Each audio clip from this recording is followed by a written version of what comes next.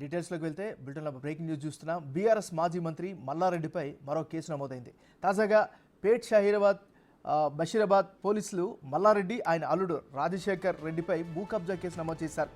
7 సెక్షన్ల కింద కేసులు బుక్ చేశారు. పేట్ బషీరాబాద్లో 32 గుంటల స్థలం కబ్జా చేశారని సాఫ్ట్వేర్ ఇంజనీర్ షేరి శ్రీనివాసరెడ్డి ఫిర్యాదుతో కేసు నమోదైంది. తమ స్థలంలోని నిర్మాణాలను మల్లారెడ్డి కూల్చివేశారని ఫిర్యాదు చేశారు.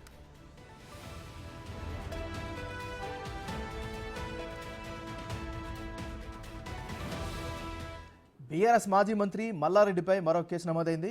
మరిన్ని వివరాలు మా రిపోర్టర్ రాణా అందిస్తారు. రాణా, ఎమ్మెల్యే మల్లారెడ్డికి సంబంధించిన విషయంలో దాదాపు 3 నెలల నుంచి కూడా కేసులు పెరుగుతూనే ఉన్నాయి. ముఖ్యంగా భూ కబ్జాకు సంబంధించిన కేసులే అతని పైన ఎక్కువగా నమోదవుతున్నటువంటి నేపథ్యంగా ఏర్పడుతుంది. ఇప్పుడు తాజాగా బీఆర్ఎస్ సంబంధించినటువంటి ఎమ్మెల్యేగా ఉన్నటువంటి మల్లారెడ్డి గాని, అలాగే అతని అల్లుడు మల్కాజిగిరి ఎమ్మెల్యేగా పనిచేస్తున్న రాజశేఖర్ రెడ్డి, ఇద్దరిపైన కూడా 7 సెక్షన్స్ కింద కేసులు నమోదు చేసి ఉన్నటువంటి నేపథ్యం అయితే కనపడుతుంది. ఎందుకంటే 32 గుంటల స్థలం అంటే ఆ ఏరియాలో చాలా కాస్ట్ అయినటువంటి ప్లేస్. ఆ ప్లేస్ మీద అతను కన్నేశారు. దాంతో పాటు ఆల్రెడీ నిర్మాణాలు చేసుకున్నటువంటి ప్లేసుల్లోనే వాటిని కూల్చివేసి మరి కూడా దాన్ని కబ్జా చేశారనేది కూడా శేరి శ్రీనివాస్ రెడ్డి ఫిర్యాదు చేసినటువంటి నేపథ్యం కనపడుతుంది. అనేక సెక్షన్స్ కింద కూడా ఇప్పుడు వారిపైన నమోదు చేశారు. ఇప్పటికే గతంలో కూడా అదే ఏరియాలో మేడ్చల్ ప్రాంతంలో ఈ భూ కబ్జా కేసు ఉన్నటువంటి మల్లారెడ్డి గతంలో కూడా ఆ ప్లేస్ నాదంటూ కూడా వెళ్ళడము, దాదాపు 40 మందిని తీసుకెళ్లి అప్పుడు దౌర్జన్యం చేయడం,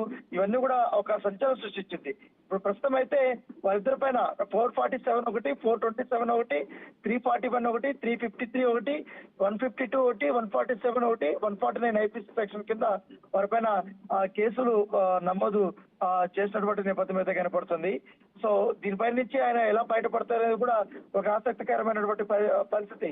ఎందుకంటే ఇటు మల్లారెడ్డి పైన గతంలో కూడా ఇలాంటి ఆరోపణలు వచ్చాయి. కానీ మల్కాజిగిరికి ఎమ్మెల్యే ఉన్నటువంటి రాజశేఖర్ రెడ్డి ఈ మధ్య కాలంలో ఎక్కువగా ఈ భూ వివాదాల కేసుల్లో ఆయన ఇరుక్కుపోతున్నాడు. గతంలో కూడా తన కాలేజీ సంబంధించి చెరువును కూడా ఆక్రమించి కాలేజీ కట్టాడు అనేది కూడా అప్పుడు అధికారులు పెద్ద ఎత్తున దాడులు చేయడము, తర్వాత ఆ ఒక్క భూమిని స్వాధీనం చేసుకోవడము, తర్వాత మళ్ళీ మల్లారెడ్డితో కలుపుకొని రాజశేఖర్ రెడ్డి మరొక భూమి దగ్గరికి వెళ్ళడం, అక్కడ నాకు స్థలము 3 ఎకరాలు ఉందంటూ చెప్పడము, తర్వాత ఆయన నిజానికి ఎకరం మాత్రమే ఉన్నప్పటికీ మరో 2 ఎకరాలు ఆయన కబ్జా చేసినట్టుగా పోలీసు అధికారులు నిర్ధారణకు వచ్చారు. సో ఇలా అనేక కేసుల్లో కూడా వీరిద్దరూ చిక్కుకుపోతున్నారు. కాబట్టి కంపల్సరీ వీరికి కష్టకాలాలు ఖచ్చితంగా ఉన్నాయని కూడా చెప్తున్నారు. గతంలో కూడా గతంలో ఇప్పుడు ప్రస్తుతం ముఖ్యమంత్రి రేవంత్ రెడ్డి కూడా అనేక ఆరోపణలు కూడా చేశారు. ఆయన పిసిసి ప్రెసిడెంట్ గా ఉన్నప్పుడు ఏకంగా ఆధారాలు కూడా చూపెట్టేటువంటి నేపథ్యం ఏర్పడుతుంది. సో అప్పుడు బీఆర్ఎస్ ప్రభుత్వానికి ఆ ఆధారాలు సమర్పించినప్పుడు కానీ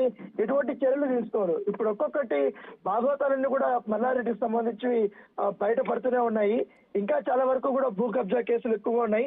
ఈ సూరారం నుంచి ఇక్కడైతే కాలేజీలు ఉన్నాయో ఆ కాలేజీలు, అలాగే పేట్ బషీరాబాదు, మేడ్చల్ పరిసర ప్రాంతాల్లో చాలా వరకు కూడా వీరిద్దరూ భూ కబ్జాలు చేసినట్టుగా ఇప్పటికే ఆరోపణలు వస్తున్నాయి. కాబట్టి వాటికి సంబంధించి కూడా ఎంక్వైరీ అయితే జరుగుతుంది. Thank you Rana.